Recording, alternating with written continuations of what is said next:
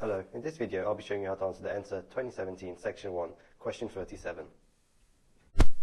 Consider these atoms or ions. So here we have magnesium 2+, oxygen 2-, an isotope of oxygen, and sulfur 2-. So which of the following statements is or are correct? So let's look at each statement in turn. So both oxygen 2- and Mg2+ have the same electron configuration. So let's see if they have the same number of electrons, because if they do, that means they have the same electron configuration. So number of electrons is given by the atomic number minus the charge. So if oxygen 2-, we have 8, the atomic number, that's the number of protons, minus 2, because it's a -2 charge, that means it's gained 2 electrons. So we have a total number of electrons as 10. Now doing the same for magnesium 2+, we have the proton number is 12, minus 2, because it's a +2 charge, therefore it's lost 2 electrons, and this gives a total of 10. So you can see here that the same number of electrons in each, therefore the same electron configuration, therefore statement 1 is correct. Statement 2, sulfur 2- has doubled the number of neutrons that are in this isotope of oxygen.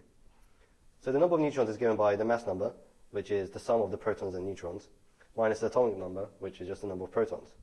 So for sulfur 2-, we have the mass number 32 minus the atomic number 16, and this gives us the number of neutrons as 16.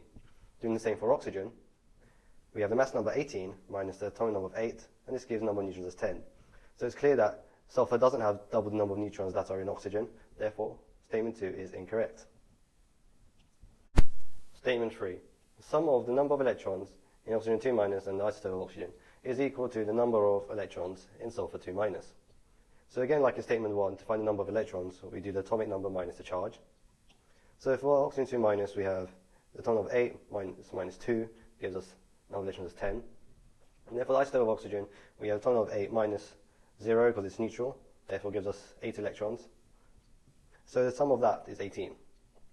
Now doing the same for sulfur, we have 16, the atomic number, and we have a charge of minus 2, therefore we have 18 electrons. And you can see here that there are the same number of electrons in both oxygens and the sulfur. So this statement here is correct. So we know that statement 1 and 3 are correct, which means here our correct answer is F.